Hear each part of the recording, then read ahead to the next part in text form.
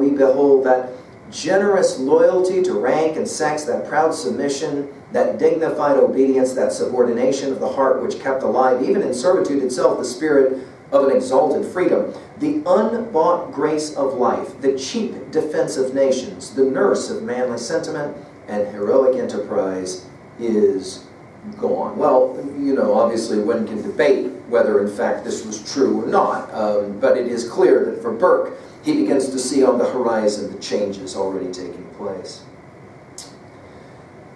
He continues with this notion of the savage and the brutal. He says it this way, just a few lines later: where trade and manufactures are wanting to a people, and the spirit of nobility and religion remains, sentiment supplies, and not always ill supplies their place. But if commerce and the arts should be lost in an experiment to try how well a state may stand without these old fundamental principles, what sort of a thing must be a nation of gross, stupid, ferocious, and at the same time poor and sordid barbarians, destitute of religion, honor, or manly pride, possessing nothing at present and hoping for nothing hereafter. Ouch. He finishes, I wish you may not be going fast and by the shortest cut to that horrible and disgustful situation. Already there appears a poverty of conception, a coarseness, and a vulgarity in all the proceedings of the assembly and of all their instructors. Their liberty is not liberal. Their science is presumptuous ignorance. Their humanity is savage and brutal.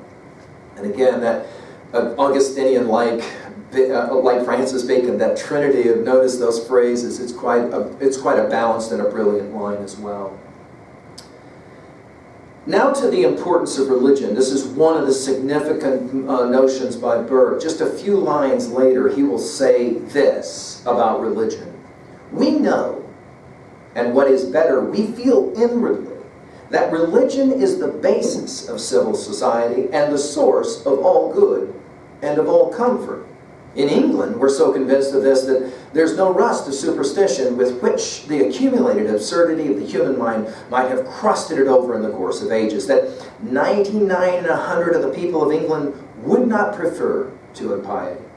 We shall never be such fools as to call in an enemy to the substance of any system to remove its corruptions, to supply its defects, or to perfect its constitution. If our religious tenets should ever want a further elucidation, we shall not call on atheism to explain them. Well, obviously, this idea was very influential in the thinking of somebody like Thomas Stearns Eliot, and of course, we've given a lot of comments on T.S. Eliot and his Wasteland, as well as Four Quartets.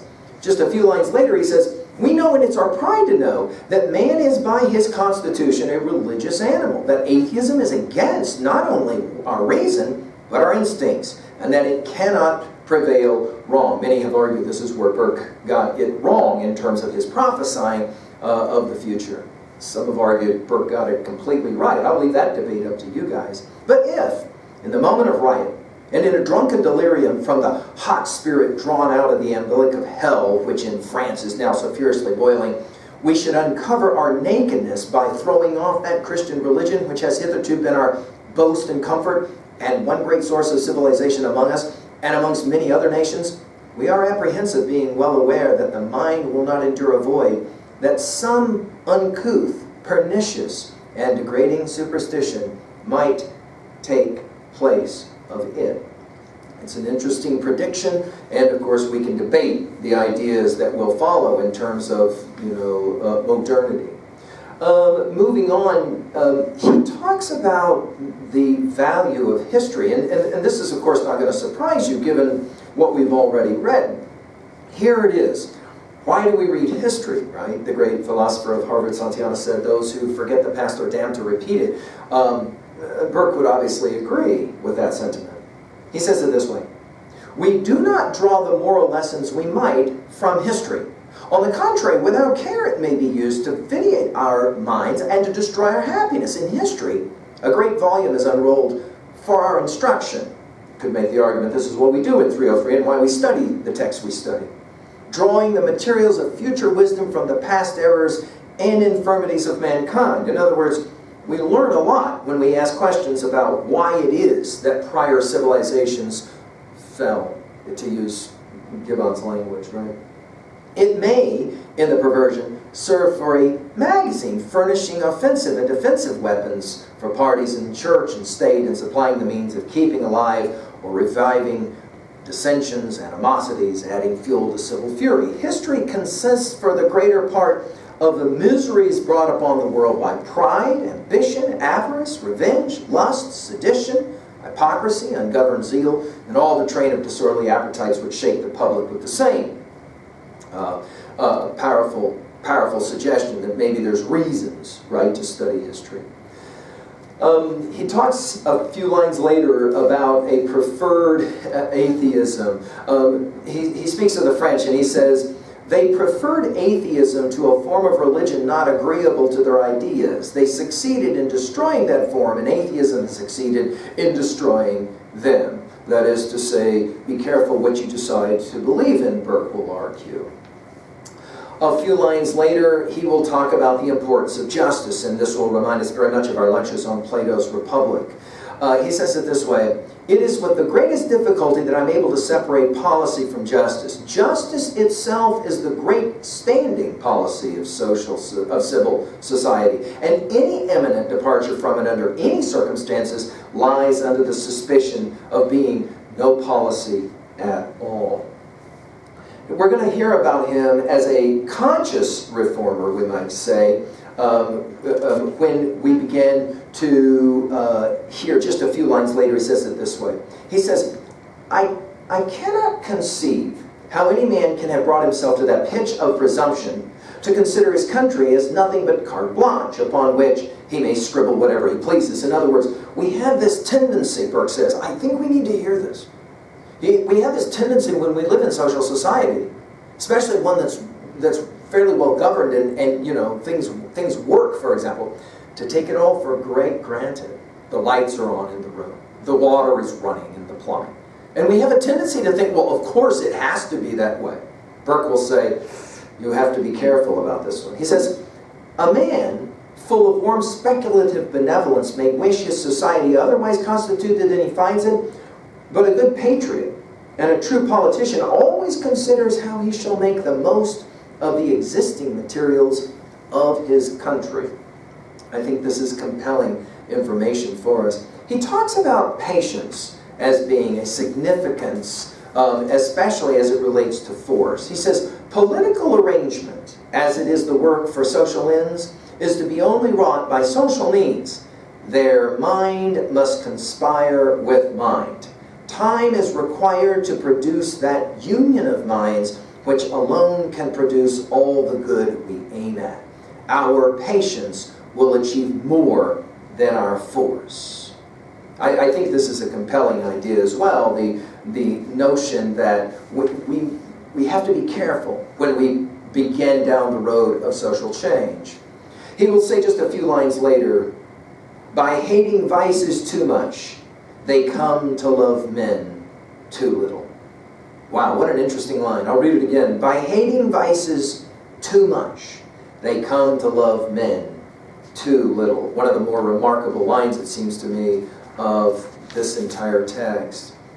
Finally, he's going to talk a little bit about the concerns regarding social order and the military, and of course this is always a concern. He says it this way, everything depends upon the army in such a government as yours.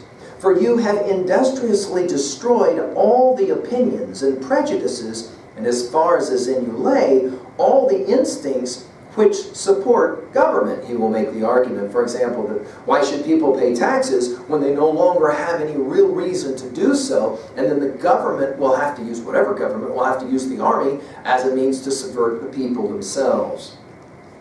He will finish with some observations about how his mind is made up. After contemplation of a number of pages, right, he will say it this way. My mind, he says, is made up. Right at the end now of his letter. My mind is made up to decide in favor of the first proposition. Experience is with me, and I believe the best opinions also. To keep a balance between the power of acquisition on the part of the subject and the demands he is to answer on the part of the state is the fundamental part of the skill of a true politician. Of course, this is pure Platonism, right? The means of acquisition are prior in time and in arrangement. Good order is the foundation of all good things. Now, I think that's an important line, and it's probably one you want to write down and give some consideration to. Good order is the foundation of all good things. To be enabled to acquire, the people without being servile must be tractable and obedient. The magistrate must have his reverence, the laws, their authority.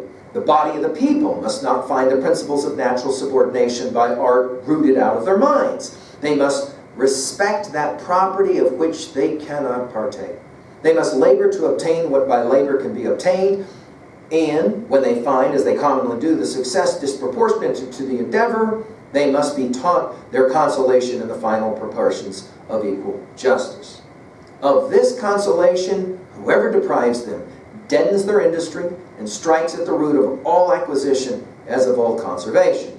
He that does this is the cruel oppressor, the merciless enemy of the poor and wretched. At the same time that by his wicked speculations he exposes the fruits of successful industry and the accumulations of fortune to the plunder of the negligent, the disappointed, and the unprosperous. Of course, several of you are aware of the work of someone like Jordan Peterson to make this same kind of argument with the Pareto principle, as well as it relates to his study, I think an important one, of communist Russia and of course China as well. So it's a brilliant observation that we got to be very, very careful when we start removing industry as being a motivator. That is to say, maybe this is an interesting critique on Marxism. We've given lectures on Marx's Communist Manifesto elsewhere at Learn Strong. And finally, a political caution as he finishes his essay here. He says, our people, he's speaking now about the English, will find employment enough for a truly patriotic, free, and independent spirit in guarding what they possess from violation. Burke will argue that education is about guarding in large measure those things which are considered sacred within the culture. I would not exclude alteration, neither. In other words, see, he's not a reactionary, right? But even when I changed, it should be to preserve. I should be led to my remedy by a great grievance. In what I did, I should follow the example of our ancestors. I would make the reparation as nearly as possible in the style of the building, a politic caution, a guarded circumspection, a moral rather than a complexional timidity, were among the ruling principles of our forefathers in their most decided conduct. Well, I think this is really, really important stuff. Let's answer the quick question, why does Burke matter? Here I'm going to borrow heavily from the great Michael Segru, who has, I think, influenced me greatly in my thinking about why Burke matters. Let's come up with several reasons. The first one for us is that it's Burke who in large measure will explain the significance and importance of political parties. Beginning with Plato. Guys, go back to that argument that we put on the whiteboard. Do you remember when we put our little tripartite understanding of state, and we said that states began, and then they kind of go up that hill, that is to say they ascend, and then that declension of state argument. We've talked about this in our lectures on Plato. The question for Plato is, what is it that leads to the development of the success of a group of people? And he argues that it's always unity. So that is to say, we all have to be one. We all have to, kind of agree about everything. And the more that we can agree about things, the greater that the group will be. While there's a lot of logic to that argument, Burke says, here's the thing though. When you go to civil state, you cannot just imagine that everyone is going to agree because of certain kinds of education or whatever. And to that degree, Burke argues, it is in fact not total unity that leads to great dynamic growth within a group of people, but rather the allowance for intellectual tension, the importance of political parties.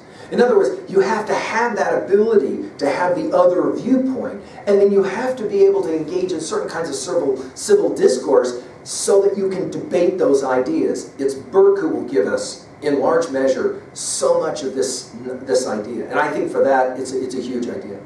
Another argument that Burke will give is this notion of virtual representation on the part of governmental officials. In other words, they have to consider what it is their constituency wants, but they, more importantly, have to consider the greater good of the country at large. In other words, when we elect officials into their positions of power, Burke says, we give them a certain kind of allowance and we assume about them that they are taking care of not just us and their constituency, but of the greater good, of all of the nation. I think it's a significant idea.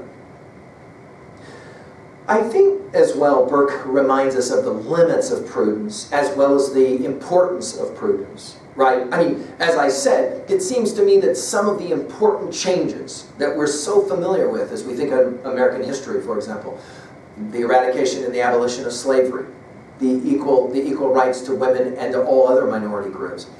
So much of those accomplishments don't happen simply because of prudence, but rather by a decision to move forward. We think of the great Martin Luther King Jr., oppressed peoples respond to oppression in 3 characteristic ways. You'll remember that famous essay, acquiescence is to give in. Not a good idea because it allows the conscience of the oppressor to slumber, sleep. Corrosive violence is the second, and of course, an eye for an eye leaves the whole world blind, he quotes in that famous essay. But then there's this third opportunity, that Hegelian synthesis, he calls it, that ability to bring the two together and to produce nonviolent resistance. That is to say, conscientious, intentional kinds of civil disobedience, borrowing from the ideas of Henry David Thoreau. That idea, I think, is a significant notion as we think about Burke and his conservatism. His conservatism, however, will remind us that no matter what it is we're doing politically, we need to proceed with a sense of caution and a sense of the past. We need to hear this kind of information. And of course, just to finish, he says it again, people will not look forward to posterity who never look backwards to their ancestors. Good order is the foundation of all good things. Well, I leave you to Burke. I hope that you'll enjoy your own study and you'll pick up especially reflections on the French Revolution. Thank you.